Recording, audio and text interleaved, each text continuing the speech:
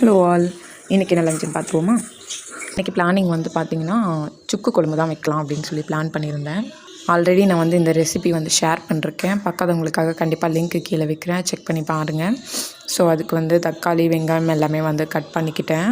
And first வந்து பார்த்திங்கன்னா சாதம் அப்படியே ஒன் சைடில் போட்டு அது கொதிக்கட்டும் அப்படி சொல்லி விட்டாச்சு. நெக்ஸ்ட் ஒன் வந்து பார்த்திங்கன்னா நம்ம வந்து சாம்பார் ஃபஸ்ட்டு வந்து நான் இட்லி சாம்பாருக்கு செய்யலாம் மார்னிங் பிரேக்ஃபாஸ்ட்டு பிளானு.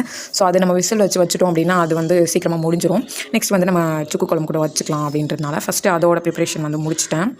அதோட ப்ரிப்ரேஷன் என்னென்ன பண்ணுறேன் அப்படின்னு பார்த்திங்கன்னா, பருப்பு ஆல்ரெடி கொஞ்ச நேரம் நான் ஊற வச்சுருவேன் எப்பயுமே. ஸோ அது பருப்பு ஊற வச்சுட்டு அதில் வந்து வெங்காயம், தக்காளி அண்டு வந்து சாம்பார் வந்து கத்திரிக்காய் தான் போட்டு வைக்கலாம் பிளானு. ஸோ அதனால் கத்திரிக்காயும் போட்டுட்டு பச்சை மிளகாய் அண்டு வந்து பார்த்திங்கன்னா உப்பு, மஞ்சத்தூள் அண்ட் தென் வந்து பார்த்திங்கன்னா கொஞ்சமாக மிளகாத்தூள் போடுவேன். ஸோ மிளகாத்தூள் இல்லாமல் கூட நம்ம செய்யலாம், நல்லாயிருக்கும். பட் இது ஒரு டிஃப்ரெண்ட் டேஸ்ட்டில் இருக்கும். கொஞ்சமாக லைட்டாக தான் மிளகாத்தூள். ஸோ பச்சை மிளகாவும் போட்டிருப்பேன். இதெல்லாம் போட்டுட்டு நம்ம வந்து ஒரு 2 விசில்ஸ் மட்டும் வச்சாலே போதும். அப்புறம் மேஷர் வச்சு மசிச்சு விட்டோன்னா சாம்பார் ரெடி. நெக்ஸ்ட் வந்து பார்த்திங்கன்னா நம்ம சுக்கு குழம்புக்கு வந்து தாளிக்கலாம். என்னென்ன பண்ணுவேன் அப்படின்னு பார்த்திங்கன்னா, கடுகு, வெந்தயம் போட்டு தாளிச்சிட்டு இதில் ஆனியன் கொஞ்சமாக தான் போட்டுக்கிறேன். மிச்சம் ஆனியன் வந்து பார்த்திங்கன்னா நம்ம அரைச்சி அதில் வந்து மிக்ஸ் பண்ணலாம் அப்படின்னு சொல்லிட்டு.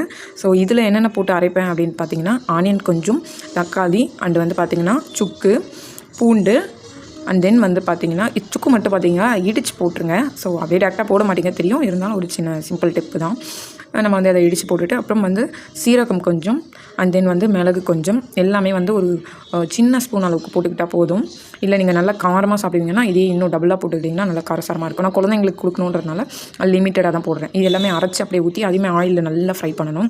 நெக்ஸ்ட் வந்து பீட்ரூட் பொரியலும் அப்படியே பண்ணியாச்சு, முடிஞ்சிருச்சு ஆல்மோஸ்ட். அவ்வளோதான், இட்லியும் ஊற்றி வச்சு ரெடி ஆகிடுச்சு. தம்பிக்கு வந்து இட்லி சாம்பார் போட்டு கொடுத்தாச்சு. இன்றைக்கி ஸ்நாக்ஸ்க்கு என்ன அப்படின்னு பார்த்திங்கன்னா, நான் வந்து வீட்லேயே வந்து ஆட்டா கேக், அதை கோதுமை கேக் வந்து பண்ணியிருந்தேன். ஸோ அதுதான் வந்து தம்பிக்கு இன்றைக்கி ஸ்நாக்ஸ்க்காக கொடுத்துருந்தேன். வெளில வாங்கி கொடுக்குறது வந்து நாட் குட். ஸோ அதனால் நான் வீட்டில் பண்ணி தான் கொடுப்பேன், பிஸ்கட் அண்ட் கேக் மட்டும். நெக்ஸ்ட் வந்து பார்த்திங்கன்னா பீட்ரூட் போட்டாச்சு அண்டு சாதம் மசிச்சுட்டு அப்படியே சுக்கு குழம்பு வந்து நான் லைட் காரமாக இருந்ததுனால நெய் போடல. ரொம்ப காரமாக இருந்துச்சு அப்படின்னா கண்டிப்பாக நெய் போட்டு தம்பிக்கு கொடுத்துருவேன். ஓகே, இதுதான் நான் லஞ்ச் கட்டி கொடுத்தேன் தம்பிக்கு. நீங்கள் என்ன பண்ணீங்க அப்படிங்கிறது கண்டிப்பாக கமெண்ட் செக்ஷனில் சொல்லுங்கள். அண்ட் ஸ்நாக்ஸுக்கும் என்ன கொடுத்தீங்கன்னா மறக்காமல் சொல்லிவிடுங்க.